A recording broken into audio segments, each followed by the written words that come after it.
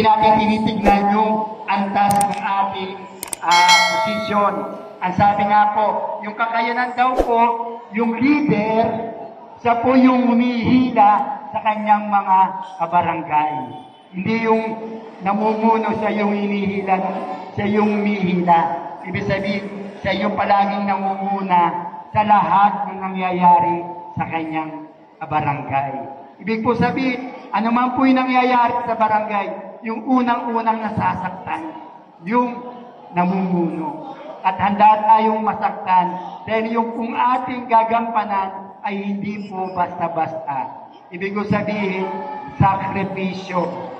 Sakripisyo at talagang nilalaan mo ang sarili mo na maglilingkod ka sa barangay at sa ating Diyos.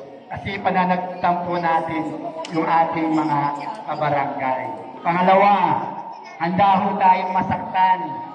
Hindi ho lahat ng ating natutulungan ay okay.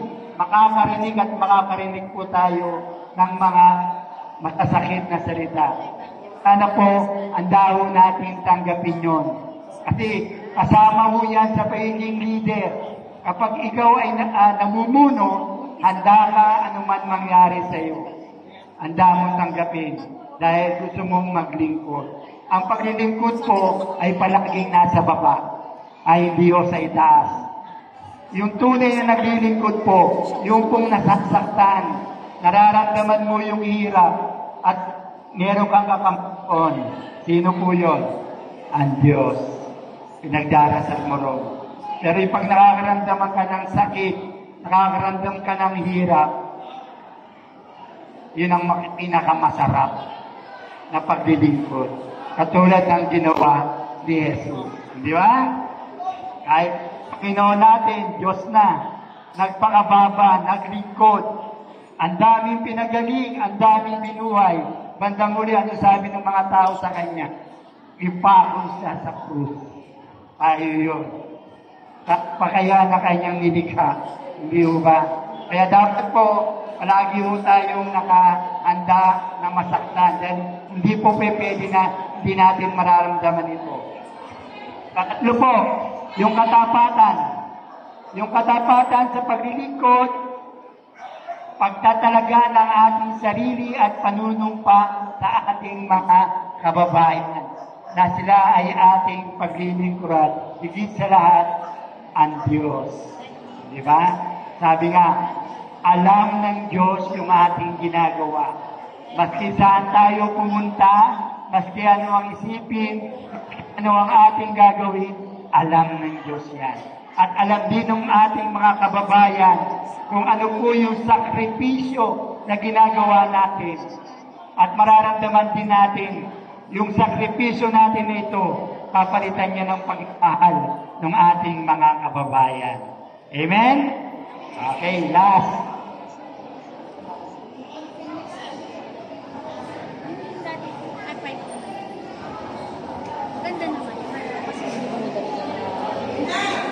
Okay, tapos na yung kay, ate, yung champ.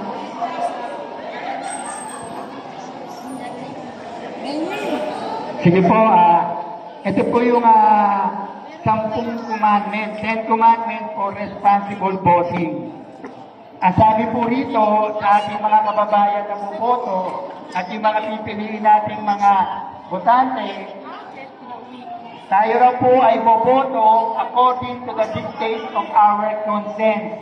Ibig ko sabihin na ayon doon sa ating konsensya. Kaya napakalalim, no? Kung sino talaga yung gusto mo na galing sa puso mo, yun po yung gusto mong iboto. Pangalawa, respect the decision of others in choosing their candidate. Ibig sabihin, irespeto mo natin kung sino po yung gusto nilang iboto. Pangatlo po, seek to know the moral integrity, capabilities, and other qualities of the candidate you will vote for. Ibig po sabihin nun, yung merong moral, integrity, capabilities, and other qualities of the candidate you will vote for. Ibig sabihin talagang the best yung ating mga iboboto.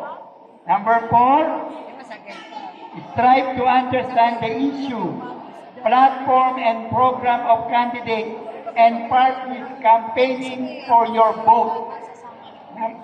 Number 5, do not sell your vote. Ito po yung isang mahalaga eh. Huwag mo natin ibebenta yung ating voto. Konsensya ho natin yan. Mananagot tayo, sabi ko nga kanina, merong nakakakita. Merong nakakakita. Yung God above. Kaya dapat tapat at malinis. Kasi pag maganda po yung hangarin natin, hindi ho tayo pababayaan. Yung the best pa rin ang ibibigay ng Diyos. Number 6, do not vote for candidates using guns, gold, and glitter. Meron pa bang ganon? Siguro, wala na naman ganyan, hindi po ba? Then number 7, do not vote for candidates tainted with graft and corruption. O yung merong mga dating mga issue ng mga ganyan. Sana po maging mas matalino po tayo. Do not vote for candidates simply because of utang na loob. Baka meron dyan utang na loob na, ay, ganito, ganyan. Hanapin nyo po yan. Kung ano po talaga yung inyong konsensya. Popularity, ibig sabihin yung kilala, popularity. Good looks or pakikisama. Boboto ko siya kasi nakikisama ako sa kanya. Kasi meron akong utang na loob. Depende po yan. Nasa inyo po yan. Kasi kayo po yan. Okay? Do not vote for candidates who are living in immoral life. Ano po ba yung sabihin ng immoral life? Siguraduhin natin yung kanyang pamilya ay talagang namumuhay ng pag-iisang mabuting mamamayan. Hindi na yung mga anak, yung asawa, nakikita natin na mabuti yung kanilang pamilya. Magandang klase. Lalo-lalo na po kung nagtitimba palagi sa tungkol. So, di ba? Magandang example ng ating pagpipilian. Number 10, always put the welfare of the country as top priority and choosing the candidate you will vote for. Siyempre, una yun dapat. Yung pipiliin natin, yung talagang makabarangay, na talagang handa tayong tulungan sa lahat ng pagkakataon, lalong-lalo na yung pangangailangan ng ating barangay. Maraming salamat po.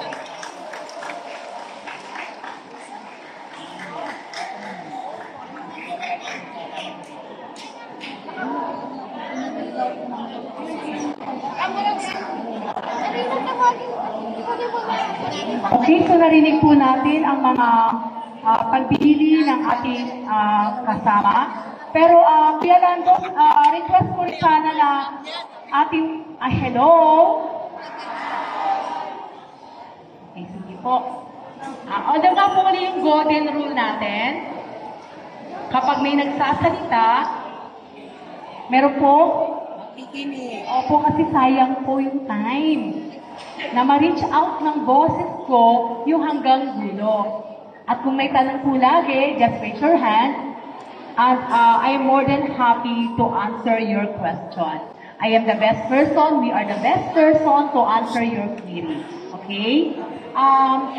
Brother Lando, siguro idagdag po natin yung chunk kung mamarapatin po natin.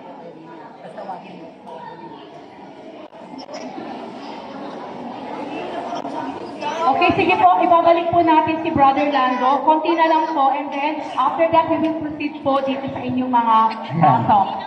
Sige, ito dapat nauna kanina, pasensya na po Ipaalala ang mga sumusunod yung champ. Ano ba yung sabihin ng champ? Champ yung Jollibee, hamburger? No. Champ, ibig ko sabihin, letter C, clean. Ano po ba sa Tagalog yung clean? Lakas naman natin. Malinis. Pakitingnan yung katabi. Malinis. Ayan, Next. Honest. Dapat tapat. Tapat. Clean, honest, accurate, totoo sa lahat ng ginagawa. Then, meaningful, ibig sabihin merong kahulugan at merong magandang maaring gagawin at mangyayari. Then yung lastly po, yung peaceful election. Sabi ko nga po kanina, magkakapitbahay tayo. Habang buhay tayong magkakapitbahay. Di ba? Ang election, three times a year o 3 times a year pa, 1 or 4 times. Pero yung magkakaibigan, forever yan. Magkakapitbahay tayo. Magkakapitbahay pa rin maski anong mangyari. Balik-balik na rin man yung mundo. Pati yung mga anak natin, magiging kaibigan ng mga anak natin. Kaya dapat, hindi nawawala po yung pagtitinginan bilang kabarangay. Yun ang pinakamaganda. Kasi isa lang ang layunin po natin, hindi po ba? Makapagsilbi tayo sa kapwa natin kabarangay. Kaya dapat lahat happy, di ba? Kaya dapat wala pong tampuhan. Always po na masaya. Masaya lang po. Okay? Sila po, peace election, mapayapa sa lahat po. Then, continuous praying din po sa bawat isa.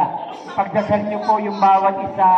Kung sino po talaga yung kalooban ng Diyos at kalooban ng iboboto po ng ating mga kababayan ay respetuhin po natin. Tulungan po natin.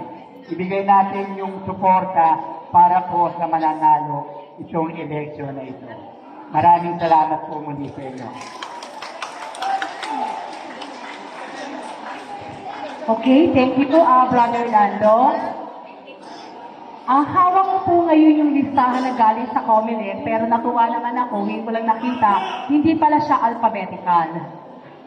Pero yung ibang barangay kasi alphabetical eh. Kaya, mabilis ang inaano-mano ko, kung sakasakaling may na-overlook po ako na hindi magkasunod, patawarin niyo po ako. Okay? So, ito yung naging live po tayo kasi kaya gano'n. So, nakakatawa lang si COMELEC, hindi pattern. Okay, so as I said, again, recap. Sa mga bagong dating, sa mga nanonood po o audience, ayoko po kayong tawagin crowd kasi gusto ko po audience. Kasi may participation po kayo.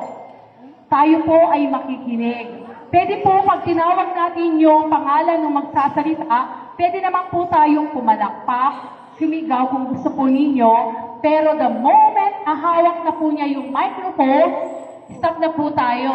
Kasi po, aandar na po ang kanyang minuto. Hindi naman po maganda na laging bukas natin na maririnig natin, hindi mapapakinggan yung ating kandidato. Sayang po ito.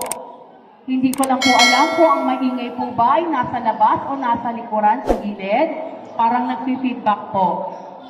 Forget what they doing, keep on. Oh,